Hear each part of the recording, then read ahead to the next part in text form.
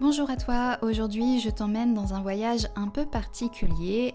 On connaît souvent Peter Pan, Wendy, le capitaine Crochet, mais bien moins les femmes qui ont marqué la vie de J.M. Barrie, l'auteur de Peter Pan. Elles étaient mères, épouses, amies, collaboratrices, actrices bien entendu, vu qu'il a fait beaucoup de pièces de théâtre. Certaines l'ont inspiré, d'autres l'ont blessé, mais toutes ont contribué d'une manière ou d'une autre à forger l'homme et l'écrivain. Il aimait d'ailleurs bien les comparer aux sirènes, si ça vous rappelle peut-être quelque chose. Je vais d'ailleurs du coup te présenter 10 femmes qui ont compté dans la vie de Barrie, une liste non exhaustive mais profondément révélatrice. La première, on ne peut pas l'oublier, c'est Margaret Ogilvy, sa mère. C'est peut-être la plus influente de toutes. Après la mort tragique de son fils aîné David, Margaret s'est enfermée dans le deuil. Le petit James a tout fait pour combler ce vide. Il imitait le sifflement de son frère, marchait comme lui. C'est elle qui a également nourri, sans le vouloir, la quête de l'amour et de reconnaissance chez Barrie.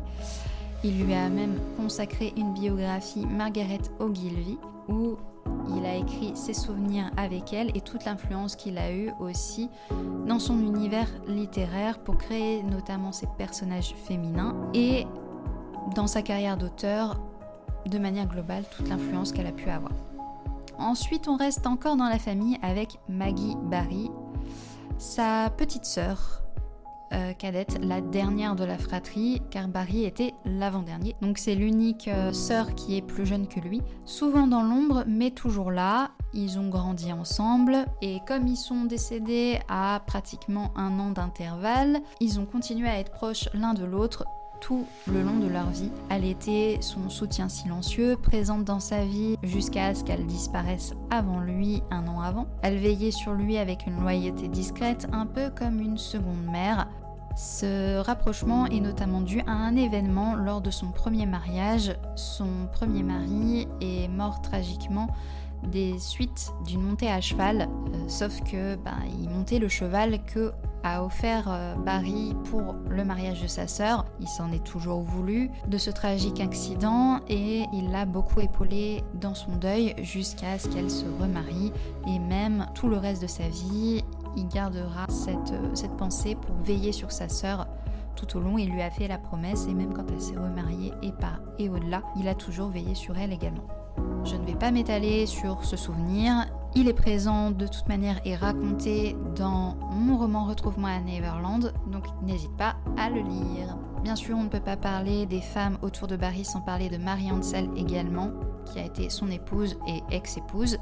Leur mariage n'a jamais été très passionnel, ils ont vécu plus comme colocataires que comme amants, mais ils sont restés quand même mariés pendant 15 ans. Elle l'a pourtant accompagné dans ses débuts littéraires, et c'est lui qui lui a offert son chien Porthos, nom d'un personnage d'un roman qu'il affectionnait particulièrement. Mais leur histoire s'est terminée dans le silence et l'adultère, malheureusement. Dans What Every Woman Knows, en 1908, Barrie a écrit et mis en scène que le secret quelque part du bonheur conjugal est connu de chaque femme. C'est de faire croire à son mari qu'il est celui qui décide, alors que pas tout à fait. C'est assez ironique, non ? Ensuite, je ne pouvais pas ne pas évoquer Sylvia Lewin-Davis, l'amie, un petit peu la muse quand même, la mère des petits garçons perdus, Lewin-Davis, partenaire de jeu qui vont permettre la création de Peter Pan. En tout cas, Sylvia était la mère de ces garçons qu'il a rencontrés par hasard à Kensington Garden. Avec elle, Barrie a vécu une amitié profonde, mais jamais vraiment romantique, contrairement à ce qui est dépeint dans Finding Neverland. Elle l'inspirait, l'apaiser d'une certaine façon, mais on va pas se le cacher, elle avait aussi ses propres intérêts à entretenir une telle amitié, car c'était une femme quand même qui aimait bien les jolies choses et avoir un bon train de vie, mais son mari, avocat, a eu du mal à entretenir ce train de vie, et Barrie avait quelque part sa place pour entretenir ce qu'il ne pouvait pas faire dans son train de vie. Je parle bien sûr d'un point de vue pécunier, bien entendu. Après son décès, c'est Barrie qui a pris en charge les 5 orphelins. Sylvia a laissé une empreinte tendre et douloureuse à la fois, Mary Oxon, et oui, notre Marie, c'est un prénom très répandu. Celle-ci, elle est beaucoup moins mentionnée et pourtant très importante, c'est la nourrice des enfants Lewin Davis. C'est-à-dire que même avant Sylvia et son mari, le premier adulte à laquelle Barry a été confronté autour des enfants, qui était proche des enfants, c'était elle, leur nourrice. Elle n'a jamais aimé Barry, ils étaient pour aussi dire aux antipodes l'un de l'autre. Elle le trouvait envahissant, voire trop joueur à son goût, trop à raconter des histoires, là où elle voulait des choses rationnelles pour les enfants. Donc l'imaginaire n'avait pas forcément sa place là-dedans. Pourtant, elle a partagé avec lui le quotidien des enfants, leurs douleurs, leur grandissement, car elle est restée dans la vie de garçon très longtemps, même car elle avait sa part à gérer dans le quotidien des garçons, jusqu'à ce qu'ils se marient quelque part. Donc elle a vraiment démissionné de son poste qu'en 1917, donc ça fait quand même pas mal d'années. Même s'il ne logeait pas dans le même lieu, Barry a dû bien sûr se confronter à elle à plusieurs reprises. Ensuite, il est très difficile pour moi n'en mentionner qu'une, mais je dirais Elizabeth Bergner est l'une des dernières actrices à avoir inspiré Barry pour le rôle du garçon David dans l'une de ses dernières pièces en 1936. Mais à travers elle, comme à travers d'autres actrices, à travers ces femmes et ces actrices, il retrouve une forme d'idéal féminin, il assiste aux répétitions, écrit pour elles, avec un S bien entendu,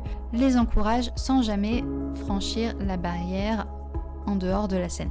Maud Adams, une actrice américaine qui a inspiré plusieurs des pièces de Barry, mais qui a donné vie à Peter Pan outre-Atlantique, sur les planches de Broadway, etc., et qui a permis de le faire connaître aux États-Unis. Barry avait une immense admiration pour elle, il modifiait parfois son texte en fonction de ce qu'elle lui inspirait.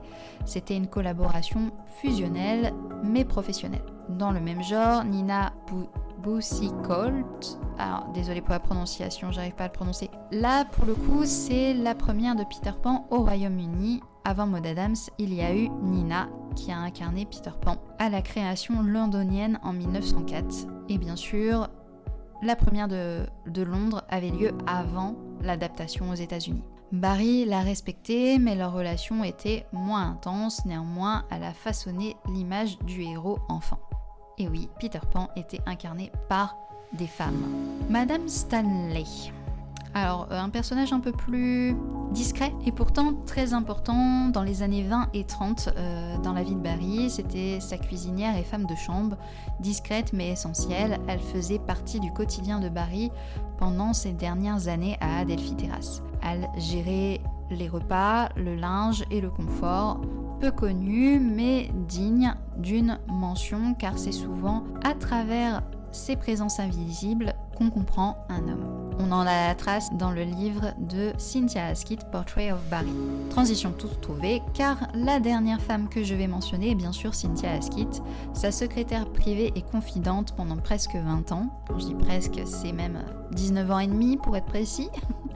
Sans doute la plus brillante de ses collaboratrices. Elle a recueilli ses dernières paroles, ses habitudes, ses humeurs. Dans Portrait of Barry, elle affirme qu'il n'était pas Peter Pan, il était bien plus complexe, bien plus humain. Leur relation était faite d'amitié, bien sûr, c'était une femme mariée avec ses enfants, il n'y a pas eu d'ambiguïté là-dessus, tout comme avec les autres femmes, si je puis dire, mis à part quelques fleurs avec des artistes et des actrices du coup. Barry n'était pas du tout porté sur la chose. Leur relation était donc faite de respect, d'admiration et de profond attachement. Admiration aussi parce que c'était quelqu'un qui souhaitait aussi écrire et qui a beaucoup appris du coup au contact de Barry. En conclusion, ces femmes ont traversé la vie de Barry, elles l'ont aimé, supporté, influencé, parfois repoussé. Elles sont les ombres et les lumières de son œuvre. Elles nous rappellent que derrière chaque écrivain, il y a un tissu vivant de relations, d'émotions et de souvenirs. Et toi, laquelle de ces femmes t'inspire le plus? Laquelle connaissais-tu? Laquelle ne connaissais-tu pas? Dis-le moi en commentaire. N'oublie pas de t'abonner si tu veux en découvrir plus sur Retrouve-moi à Neverland, mon roman inspiré de la vie de J.M. Barrie. On se retrouve bientôt. Bye!